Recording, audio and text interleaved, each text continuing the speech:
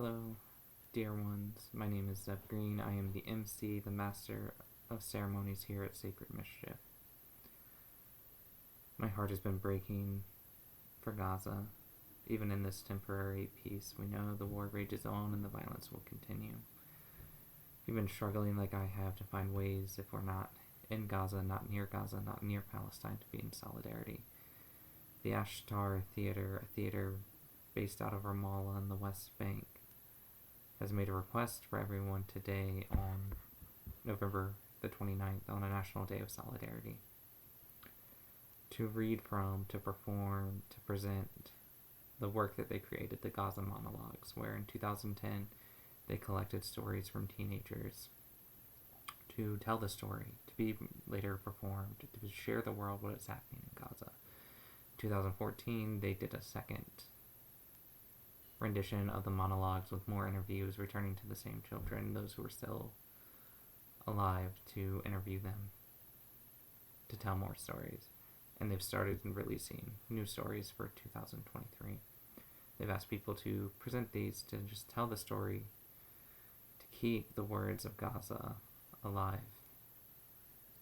So that's what I'll be doing today. I'll be reading one from 2010, one from 2014, and one from 2023, and I encourage you to look at their scripts, to read them, to perform them, to record them, and to send them to the Ashtar Theater so they that know that people are telling their stories, presenting the stories, and getting the word out about what life is like in Gaza. This first reading from the 2010 production comes from Ahmad Taha, who was born in 1996, which would have made Ahmad 14 years old at the time of this writing. All my life, I thought Gaza was the biggest and most beautiful city in the world. But once, I went with my dad to Jaffa and came back with my head spinning. After that, I felt like Gaza was the size of a needle hole, and wasn't beautiful, and it keeps getting smaller and worse. No one can breathe, and on top of it all, we're not allowed to travel. Every time I walk the streets of Gaza, I suffocate. Jaffa's picture won't leave my mind. I ask myself, where are we? We're so far from the rest of the world. That's why I'm always at the sea, because I feel it's not from Gaza. I keep writing my name on the sand, and the waves come and erase it. Before the war, I wanted to be an electronics engineer, but since the war, I hate going to school. I feel I won't be anything important in my life, and even if I will, so what? It's all the same in this city, and I'm going to be the prettiest flower on a garbage heap. When the bombs began, all the schools in Gaza went home except us. The principal wouldn't let us leave. The kids freaked out, and in a second they went into the schoolyard. The weird thing is that I'm in the Zatoune school, the one near the Ministry of Passports, which got hit first. With the first hit, a piece of a rocket flew onto the biggest tree in the school and sliced it in two like a sugar cane. As soon as we saw that, no one stayed in school. Students, teachers, or the principal, we fled for our lives. I thought the only martyr that I would see in the war was that tree. But as soon as I got home, there were 4 martyrs in our street, as though waiting for me to say goodbye to them. When I was done with that, 3 more martyrs from the same family in our street arrived. As soon as we buried them and returned our neighbor's house 2 houses down, the street was bombed by the army and the house was wiped off the ground. Everyone died. I felt most sad for the little girls. I felt the war was targeting me alone. Out of all the people in Gaza, all day I'd been seeing martyrs. In the Shifa hospital, I saw a sight that I will never forget. Hundreds of corpses, one on top of the other, their flesh, their blood, and their bones all melting on each other. You wouldn't know the woman from the man or even the child. Piles of flesh on the beds and lots of people screaming and crying, not knowing where their kids are, their men, or their women. That night I came home from the hospital and was awake till morning from fear. I thought it would only be that night that I couldn't sleep. But till today I see them in front of me and I can't sleep.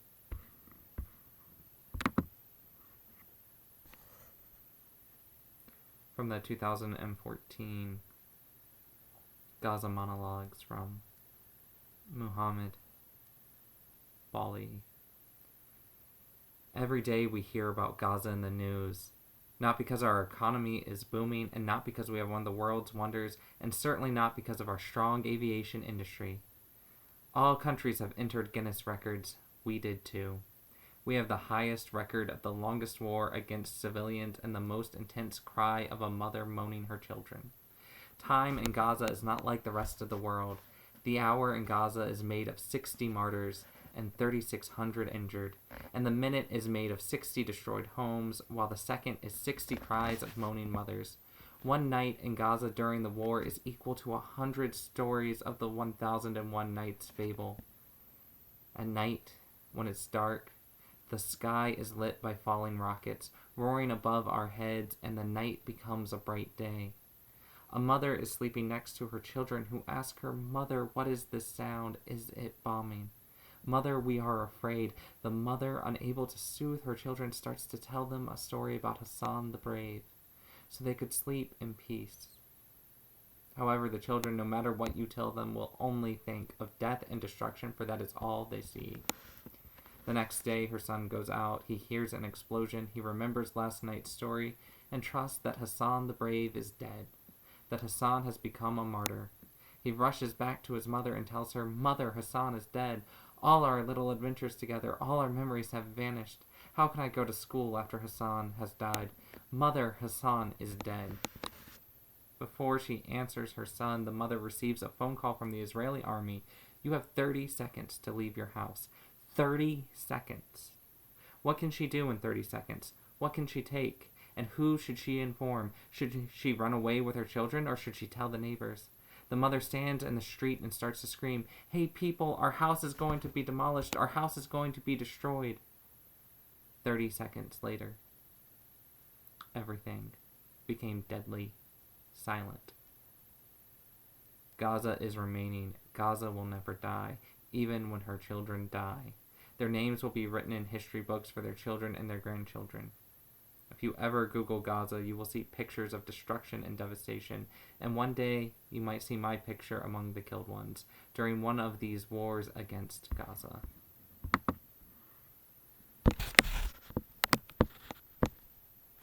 A story recorded on the 10th of October of this year, 2023, by Ali Abu Yasser. A very quiet night of war.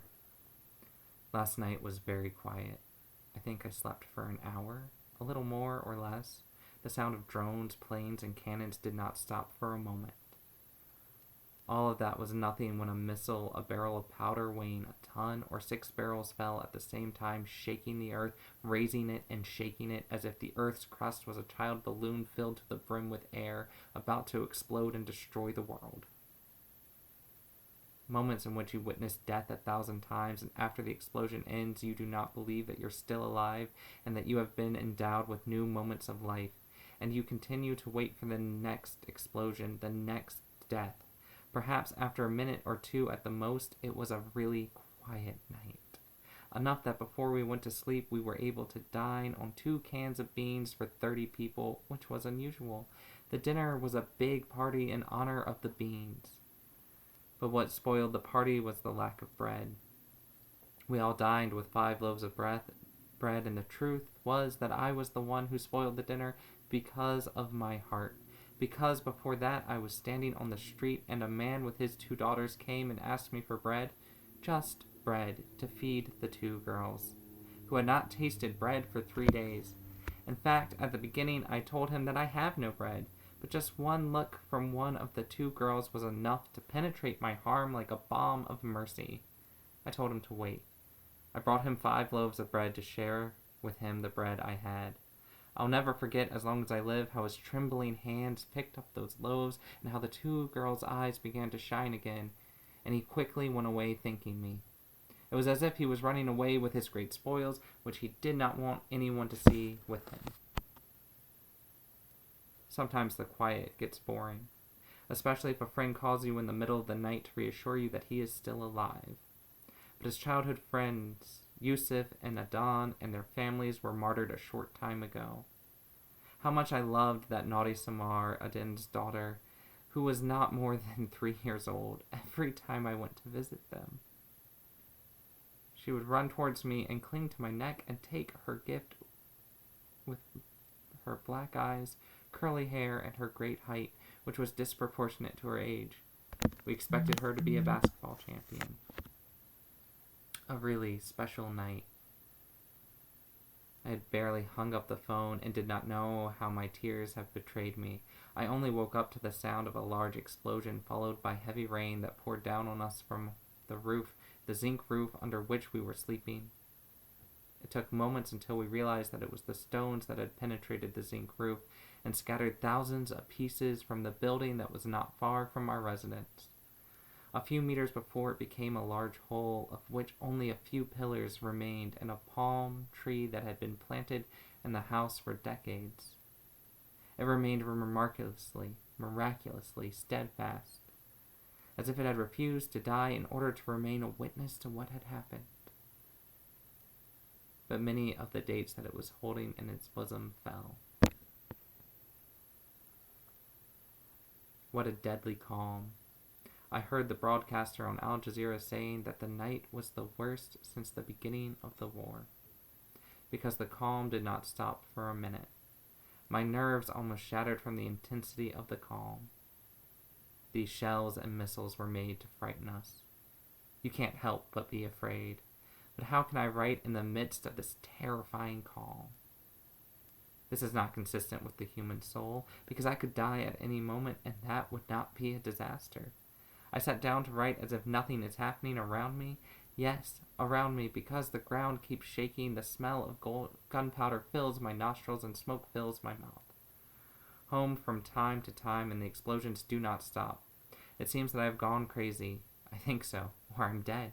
I will resist until the last letter and convey my voice to the world, the noisy world that I do not wish for it, a quietness like ours. Enjoy your noise, and when you watch our news, turn your faces away from us or change the channel for fear that we disturb you. I wish you a good sleep.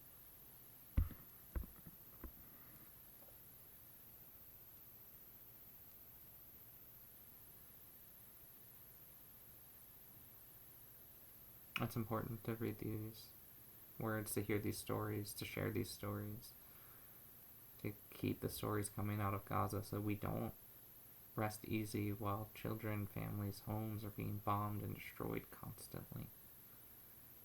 Even when there is a while of peace, people know the occupation's still there, the bombs are still there.